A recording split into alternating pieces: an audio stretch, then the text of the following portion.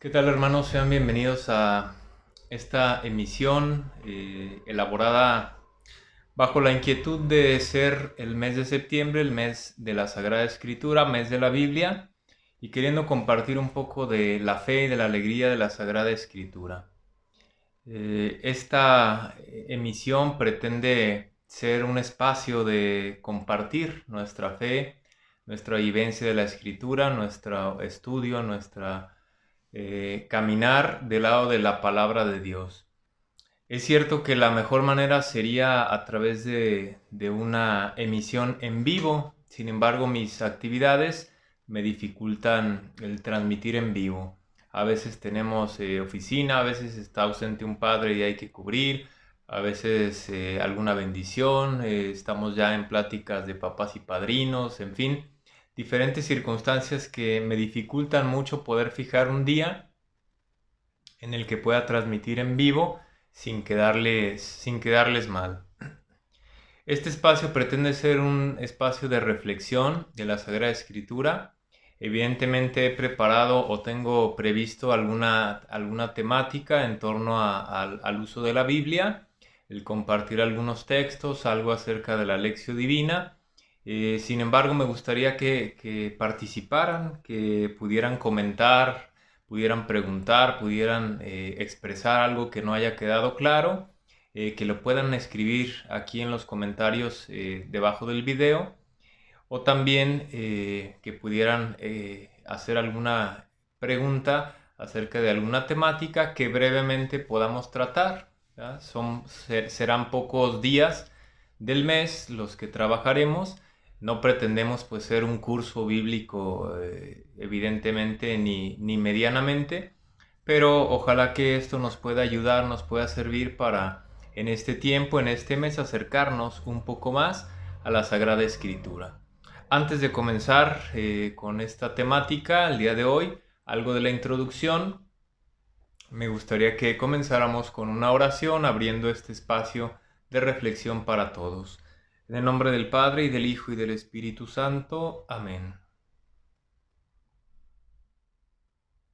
Padre de bondad, te pedimos que ilumines nuestra mente, que toques nuestro corazón, que este momento de estudio, que este momento de reflexionar tu palabra, de acercarnos a ella, realmente toque nuestra vida, transforme nuestro caminar, nuestra vida cristiana, que podamos sentirte cerca, que podamos escuchar tu voz y llevarte a nuestro hogar, a nuestras familias.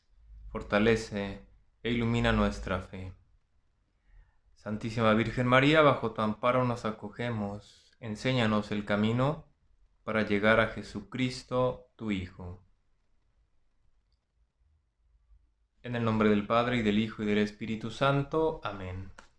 Vamos a comenzar con un texto que para mí ha sido relevante en algún momento de mi caminar cristiano. Lo reflexioné y me ha parecido siempre interesante. Del libro de la Sabiduría, capítulo 1. Amad la justicia los que gobiernan el mundo. Tengan buenos sentimientos para con el Señor y búsquenlo con corazón sincero, pues se deja encontrar por los que no le exigen pruebas y se manifiesta a los que no desconfían de él.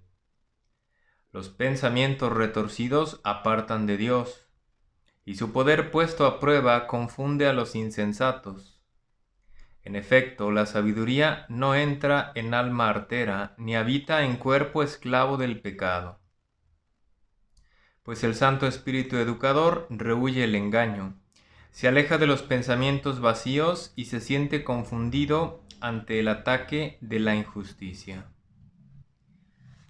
Es un texto muy interesante y que nos deja bien claro mucho de la vida cristiana. Amen la justicia, tengan buenos sentimientos, busquen al Señor con un corazón sincero. Es decir, a veces podemos buscar al Señor con otras intenciones, queriendo sacar favores, queriendo sacar privilegios, queriendo sacar acontecimientos maravillosos, no sé, como queriendo ganar algo, que como pudiéramos decir en el ambiente político, como queriendo un hueso. o queriendo ser preferentes ante Dios. No sé, a lo mejor a veces nuestras intenciones pueden ser queriendo sacar una ventaja de Dios. Y hay que buscar a Dios con un corazón sincero, sin dobles tintas, sin fines más allá pues del encuentro, de conocer quién es Dios y evidentemente crecer en su gracia, y eso nos llevará pues también a los demás bienes. Se deja encontrar por los que no le exigen pruebas, es decir, no se trata de poner a prueba a Dios, no se trata de exigirle, de decirle lo que tiene que hacer. Buscarlo con sencillez, con humildad. Él es el que sabe lo que tiene que hacer. Él es el que sabe lo que es mejor para nosotros. Y a veces, muchas veces, nos acercamos a Él ya exigiendo algo, ya queriendo decirle qué hacer. Los pensamientos retorcidos apartan de Dios. Todos tenemos una capacidad mental impresionante. Nos podemos imaginar mil historias de lo que me va a pasar, de lo que sigue de esta enfermedad, lo que sigue de este problema, lo que sigue si hago esto o si no hago esto. Podemos imaginarnos mil y una cosas, pero los pensamientos retorcidos, dice, apartan de Dios. Cuando nuestro pensamiento está vagando, cuando nuestro pensamiento ya le busca por otro lado, cuando nuestro pensamiento pretende otros fines, pues nos apartamos de Dios. O cuántas veces pues nuestros pensamientos tienden hacia algo que no es de Dios. Y si voy y le pregunto a aquel señor que dicen que adivina, y si voy y nomás para ver si es cierto, aquel señor que me puede ayudar con mi suerte, con pensamientos retorcidos, apartan de Dios y nos vamos yendo por un camino en el que no lo vamos a encontrar. La sabiduría no entra en alma artera ni habita en cuerpo esclavo del pecado. ¿Cuántas veces podemos encontrar personas que pretenden decirte tu futuro, que pretenden llevarte a una oración profunda, que pretenden escudriñar tu alma, decirte cosas que ni tú mismo sabías, escudriñar tu niñez, tus heridas pasadas, hoy que está tan de moda eso, tus heridas del niño interior, tantas cosas, y personas son que viven en pecado, que no tienen esa paz, que no reflejan esa paz, que a lo mejor pueden hablar bonito y convencerte de muchas cosas, pero que en su vida no se ve reflejada esa paz, esa caridad, esa misericordia de la que tanto hablamos hoy. Y más allá pues de un aspecto de fe, un aspecto humano, esa cercanía, ese perdón, esa apertura a todo ser humano. Y para empezar, en la familia. Entonces, pienso que este libro de la sabiduría realmente nos habla de la sabiduría. La sabiduría, pues, que proviene de Dios y la sabiduría que se manifiesta en la palabra, pero que ya nos advierte, si tú eres una persona que vive en el pecado, pues no va a entrar en ti la palabra de Dios, porque no se va a acomodar a tu manera de vivir. Si buscas a Dios con malas intenciones, sin una recta búsqueda, no va a entrar en ti la palabra de Dios. Por eso mucha gente, la palabra de Dios, pues son cuentos, son historias, son pasajes, son conveniencia de la iglesia, en fin, tantas cosas, pero que no trascienden. Hoy, hermanos, les invito pues a reflexionar un poco esta palabra, Sabiduría 1. Son los primeros versículos del 1 al 10, me parece, del 1 al 9. Estos primeros versículos. Bien, para comenzar, probablemente la mayoría de ustedes ya se han acercado un poco a la palabra de Dios, otros probablemente no. Y por eso quisiera empezar con algunos detalles muy importantes a saber. Primero, la Sagrada Escritura, como sabemos, está dividida en dos grandes partes. Las demás partes, cada editorial, es decir, cada Biblia, las puede ir separando de diferentes maneras. Por ejemplo, los libros de la sabiduría, como pueden ser Sabiduría, Eclesiástico, Eclesiastés. Estos libros que son de la sabiduría los ponen juntos, pero los pueden poner después de los salmos, otros los ponen antes de los salmos. Es decir, hay un acomodo que cada editorial va haciendo. Pero hay un acomodo general, dos grandes partes, Antiguo Testamento y Nuevo Testamento. Toda la Sagrada Escritura es revelación de Dios. El Antiguo Testamento comprende todo lo que pasó antes de Jesucristo. No significa que la enseñanza ya no sirva para hoy. Es decir, la enseñanza de Dios, la enseñanza sobre el ser humano es la misma siempre. El ser humano desde tiempos inmemorables siempre ha pecado de lo mismo, de gula, de lujuria, de avaricia, de matar, de robar, siempre. Entonces la enseñanza pues no pasa de moda, por así decirlo. Sin embargo, el Antiguo Testamento es antes de Jesucristo. Dios se revela, pero todavía hay cosas que nos cuesta un poquito de trabajo comprender. Y el Antiguo Testamento nos va a hablar de que viene un Salvador, de que Dios va a manifestar un tiempo de gracia, un tiempo de salvación. Y entonces uno puede estar, ¿y cuál tiempo es ese? ¿Y en qué tiempo? Y se nos van a mostrar todas las cosas y alguien va a venir a pagar por nuestras faltas. ¿Y quién? Y entonces el Nuevo Testamento es a partir de Jesús. Los evangelios que abren el Nuevo Testamento, pues lo que es Lucas y Mateo nos hablan del anuncio a la Santísima Virgen, del nacimiento de Jesús, y ya todos los cuatro evangelios, los cuatro evangelistas nos hablan de la vida, las obras, la muerte, la resurrección de Jesucristo, que es la revelación plena. Nos viene a hablar realmente de lo que Dios ha revelado ya y comprenderemos mejor todo lo que nos dice el Antiguo Testamento. Es decir, la ley es la misma, los mandamientos, pero la perfección de la ley, la manera de vivir, de llevar la ley, es el amor. Que de alguna manera lo podemos comprender porque Dios va hablando del amor ya en la Escritura siempre, en los profetas, en los salmos, siempre. Sin embargo, Jesús viene como a dejarlo bien en claro. Son las dos grandes partes.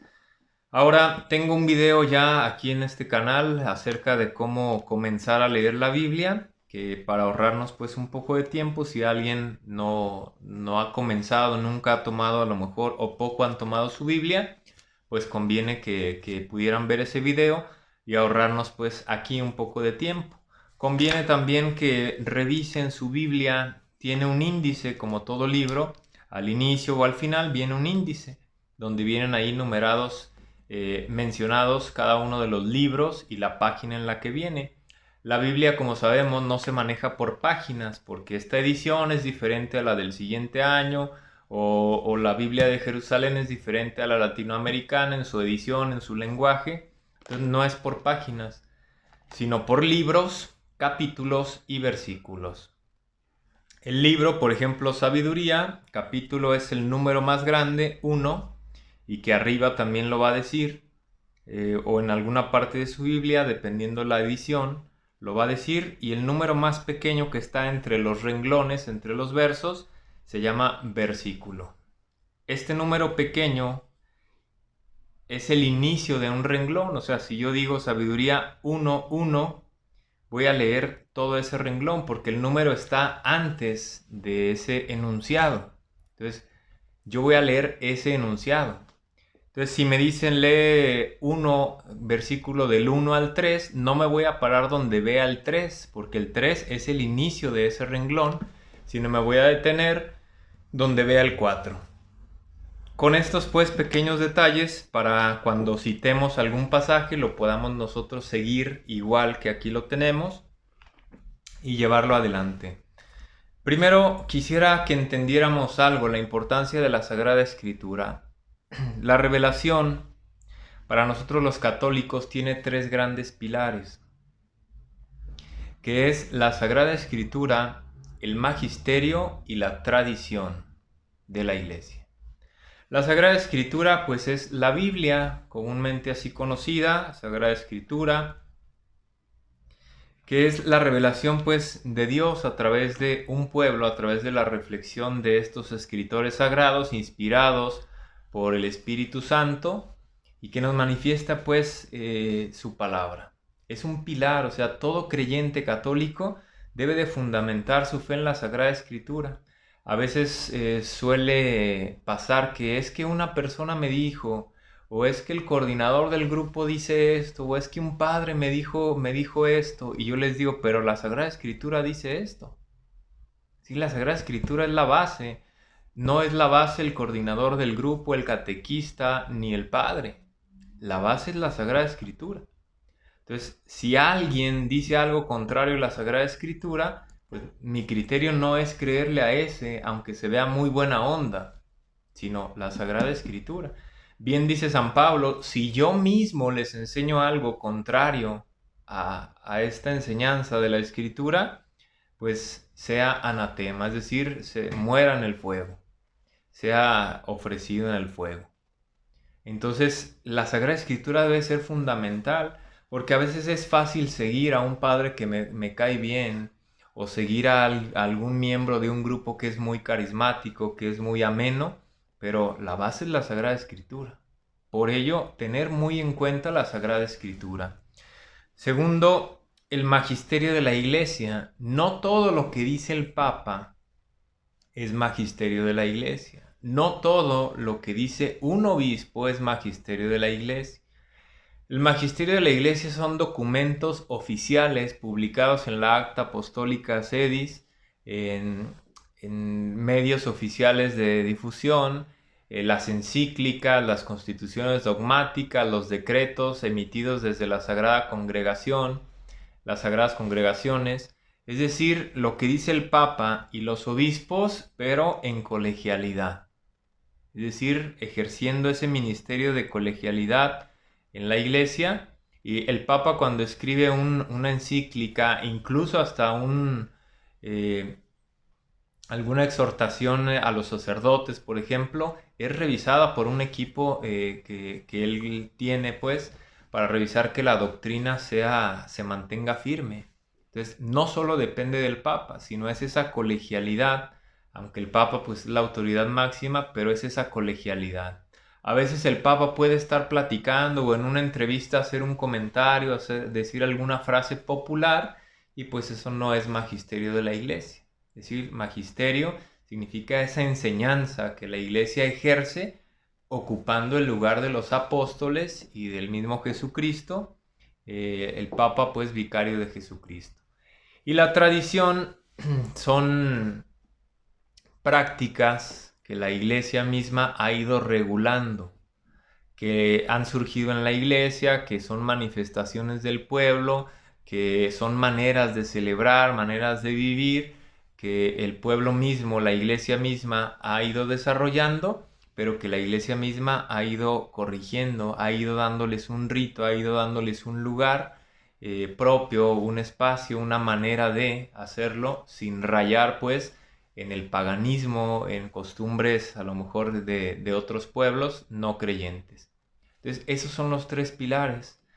Y hay que resaltar pues la Sagrada Escritura. Si ustedes han leído alguna carta encíclica, alguna exhortación apostólica, algún documento oficial de la Iglesia, pues siempre nos va a referir a la Sagrada Escritura. A veces es donde yo no entiendo cómo algunas denominaciones protestantes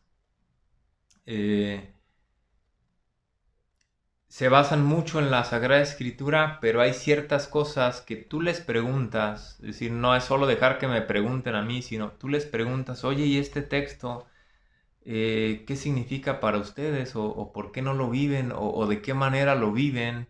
Porque aquí dice esto y ustedes no lo hacen. E incluso pudiera servir para la vida de la iglesia. Si tú estás en un grupo, si en tu parroquia, y la Sagrada Escritura nos pide algo y decir, aquí no se hace,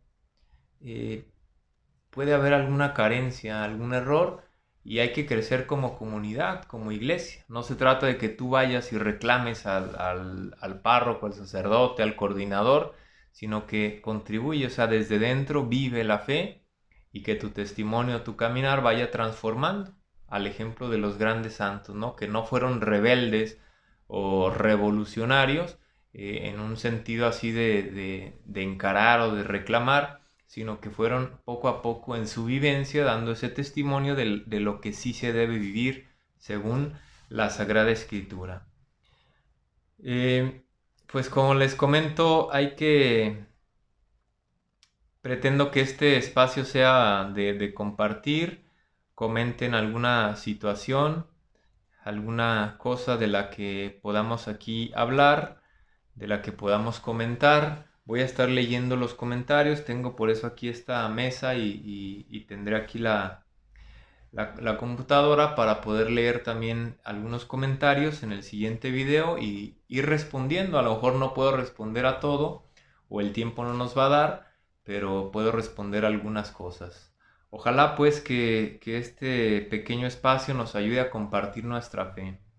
Cuando comencé alguna vez a dar cursos de Biblia, que algunos recordarán, me llamaba la atención que ahí en el manual pues en el que nos estábamos guiando, decía que este curso va a tener fruto siempre tanto cuanto tú te intereses por leer, acercarte a tu Biblia.